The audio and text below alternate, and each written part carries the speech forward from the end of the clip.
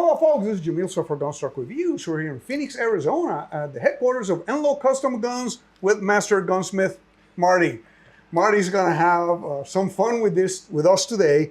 We have a whole slew of Midwest Industries upgrades and parts from the Alpha series for the, let's not call it AK-47, the AKM series. Because I know a lot of people get a lot of butt hurt when I say AK-47. That's not an AK-47, that's an AKM.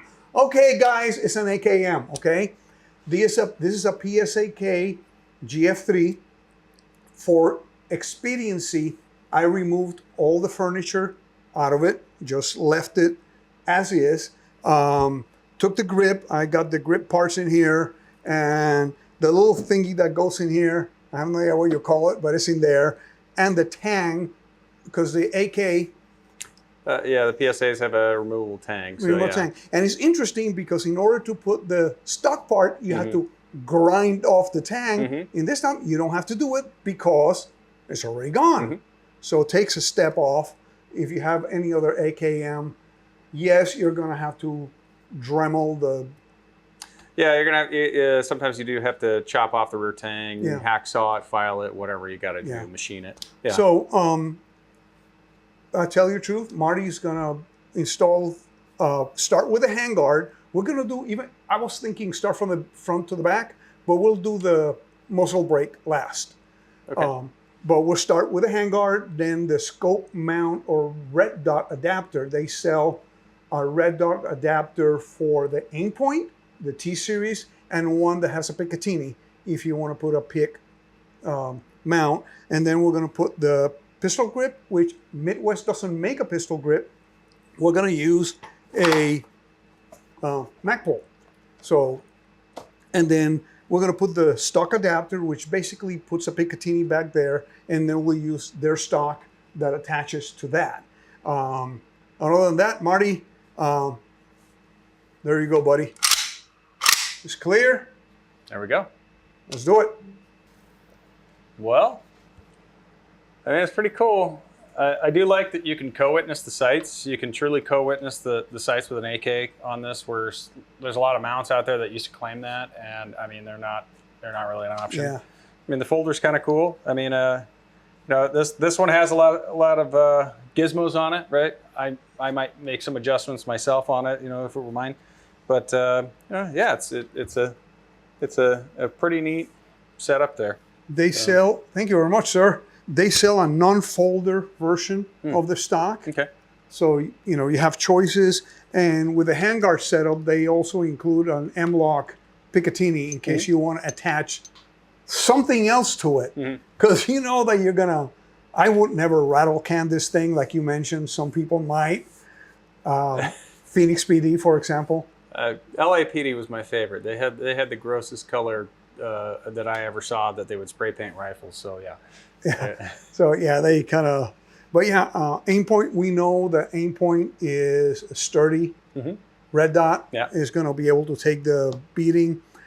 In a scale of 1 to 10, how difficult is this? 10 being the most difficult. I'm not a good judge of character on this, but I don't know. It's probably about a 5. About a 5. About halfway, yeah. So you would recommend that. They would bring this to a gunsmith like you to. It's just it all depends on your confidence level. If you're not mechanically inclined, it's like, okay, you know, I don't necessarily think sights are all that easy, but or all that hard. But at the same time, most people probably shouldn't be touching sights on guns, right? Unless, you know, if they don't care about the way it looks, you know, they can do whatever they want. But yeah, I mean, one of the things about, I'll say, different accessories, right? When you start going accessories on different things, you know, one of the more time-consuming things that you'll run into is bolts. Just simply torquing a bunch of bolts down. I mean, let's say you were somebody who was going to go through and completely refinish that whole gun there, right? The amount of time to take each and every single bolt out, if that's indeed what you're doing, as opposed to just rattle canning over the top, you got to figure each individual bolt. You know what we used to do in the at a roll bar. We used to take each individual bolt coat them separately, assemble them all, hopefully not having any sort of issues, and maybe do a camo job on top of it or something. And it's a very time-consuming process if that's what you're doing, right? And so each one of those bolts, each one of these mounts that you're running into, it just takes time. And was it tremendously difficult to file that stuff? That's probably the most difficult thing there is, right? Mm-hmm. The rest of it is just knowing the order of how things go together. That's okay. all. Well, one thing we left off was the brake, but you know what? Brakes on an AK are not difficult to do. No. Because you just press a button, unscrew them, left-hand thread, if I'm not mistaken. Yeah. So, but we're going to go ahead and leave them off for the time being because I want to take them to the range. And when we go to the range, we're going to shoot both. They have this one, which is their newest and greatest brake that has got the little meat grinder thingy on the front. And we have the original brake that is still ugly, but still works great. We're going to shoot them both and see which one we like better. Before I go, you think it will make a difference when you sight it in which brake it's on, or it shouldn't be making any difference? There's possibilities.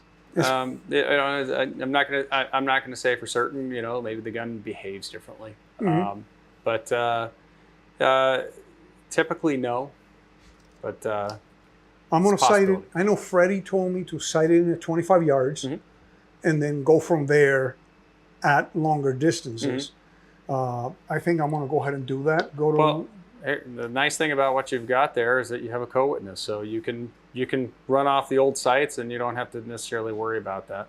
So not say that you shouldn't go shoot at 25 yards, but you've already got a co-witness sight. You're pretty close as far as that goes.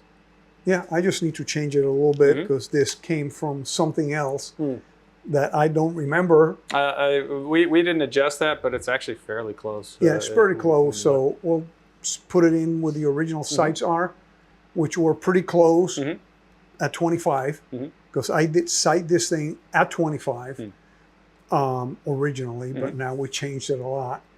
By the way, those who are asking, this used to be the Facolite rifle that Marty assembled for us, and that Facolite furniture is being donated to a good friend of mine from Peoria PD.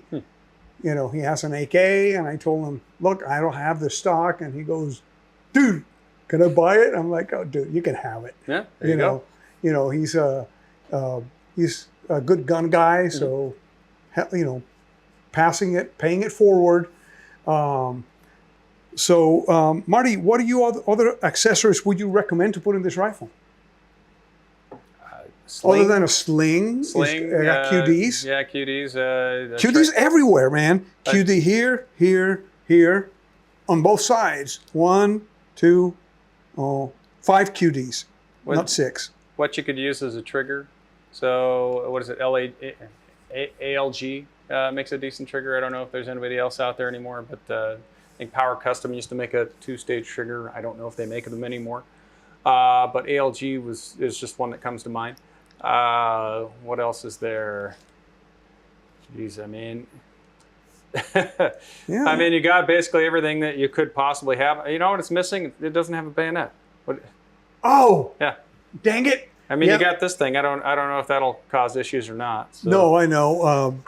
One thing I'm is sucking is that I won't be able to use the.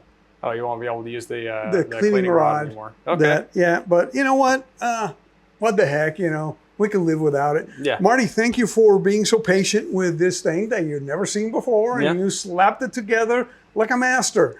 So, we got to do some things with it and take it out to the range, maybe shoot it at different distances and see how it performs.